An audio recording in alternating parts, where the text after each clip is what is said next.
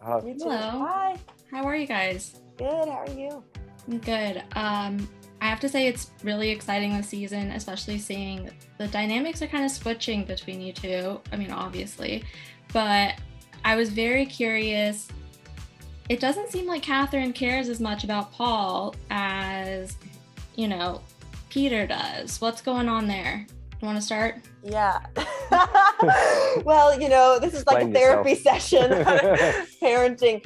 I think, yeah, she kind of views the baby as this ticking time bomb of, okay, if I keep until, I'm like, how do I say this? Okay, when Paul, Until the baby's born, until the you're baby's safe. born, I'm safe. Yeah, I think that's a line in the show. Until the baby's born, I'm safe. So in that sense, she's kind of viewing it as this political play and not as like going to be her future baby. She's not very maternal. And she's like kind of using that power as like, all right, I have this many months then before the baby's born to change this much of the country, because after he's out, he might not even care about me and try to kill me. Someone might, try to another coup might start up. So, and she's actually, it's pretty savvy in a way, I think, for her. She has a lot of other things to deal with. So I think the baby and the pregnancy, she doesn't really think about it until the hormones come into play or the baby kicks her or something reminds her that she's like, oh, right, God, I'm pregnant. So because she's just a bit too busy at the moment to worry about it. And Nicholas, why do you think that Peter loves Paul so much? Because I think that, Peter's like falling in love with Catherine. I think that like babies pose a threat. Like she's going to take away the affection, or he is going to take away the affection. What's your opinion of that? Take away the affection from.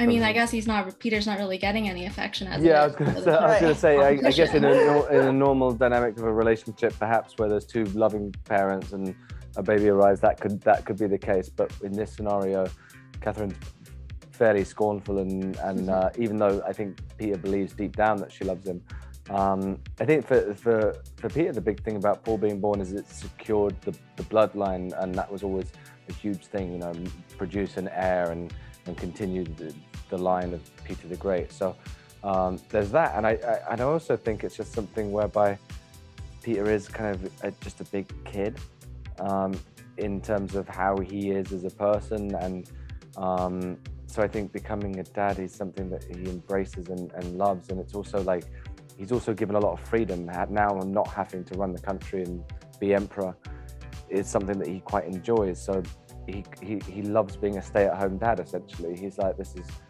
his true calling. Yeah. And then I'm really curious. I have to ask, what was the dirt?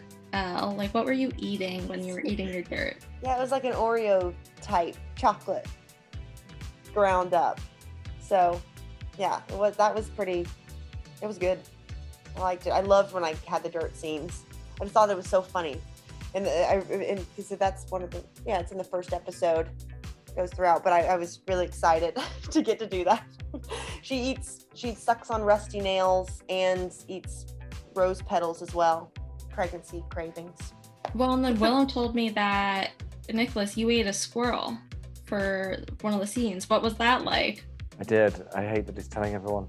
It's what was it like? Obviously it just tasted like chicken, to be honest with you. And it was one of those things where they asked me if like a few months before, because our shooting schedule got kind of mixed up because of COVID, and so they said like, oh, for this scene when you're meant to be eating rat, squirrel is kind of a delicacy, I guess, and looks very similar to rat when roasted and skinned. Will you mind eating that? And I was like, okay, anything for the good of the show. Very committed actor. And then it turned up and I looked at it and I was like, oh my Lord, that's horrendous. I don't know if I can eat that. And I didn't swallow. All right, well then my next question is for Elle. You lose Leo, and it's very sad, and I think for most of us, like, we really wanted you to be happy. I'm sorry, Nicholas, but what is there any hope for you two? Is there, I'm sorry, but Yes?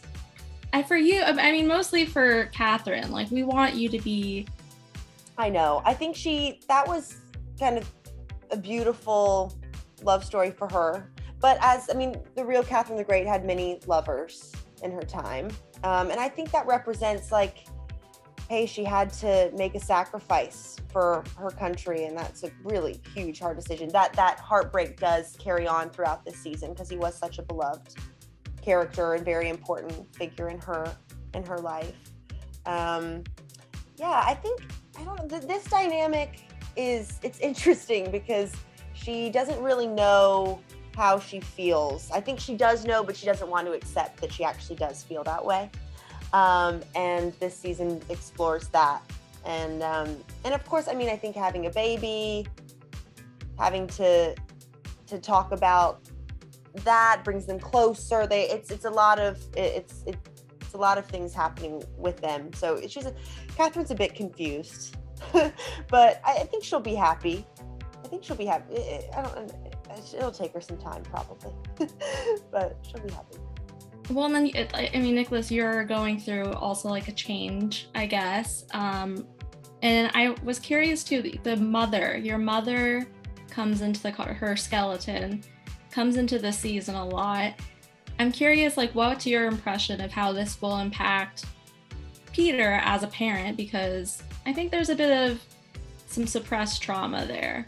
There's very clearly a lot of trauma that his parents have caused him, from both of them, from his mum and her cruelty, and also from living in his father's shadow and him being considered a great ruler and never being able to live up to the expectations of that. And that's something that's fun about the character, because I think it's something that makes him slightly understandable or relatable at times, in terms of his poorer aspects of his personality. But also that's something fun this season is Jason Isaacs comes in and plays Peter the Great, and you kind of discover, this character that's spoken about a lot. You get to see the embodiment of that and how it could have affected Peter and him trying to kind of combat that and improve himself and not be a product of his parents. And also similarly for your character, Catherine's mum comes to court as well, Gillian Anderson, which you can talk about. Take it away. Yes, my mom does. I think also they both obviously have these kind of broken backgrounds and this kind of great history with their parents. But it's also, the mother-daughter dynamic, trying to impress mom, wanting everything to be perfect for her. You get to see a new side to Catherine, which kind of becomes like a teenager around her. And Gillian joining us is just outstanding. It's everything that you would want it to be, she just adds so much and is so funny and fit right in with all of us and got the tone and was so surprising and wonderful. So that was really, that was exciting. I can't wait for people to see those characters together. I think it was interesting because I've read like the history of Princess Joanna, and she actually like pretty much hated Catherine in real life. There's this. I haven't read any of this, so I'm like, I don't really know anything. Yeah, I was curious, like, how much did you know about like their mother-daughter relationship? I know. I think I might have read like a Wikipedia, or something. But Catherine had a lot of sisters, tons. Joanne had a lot of kids. I don't know if Catherine was the youngest or oldest. Can't tell. I might just be making things up. The only important Catherine has a lot of sisters. I don't know. But yeah, I think she's a tough one, Joanna. God, she's not the nicest. That's for sure. But I think Catherine's trying to be good.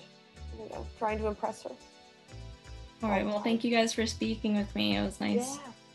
Thank you. Thank you very much. Thanks. Bye. Bye.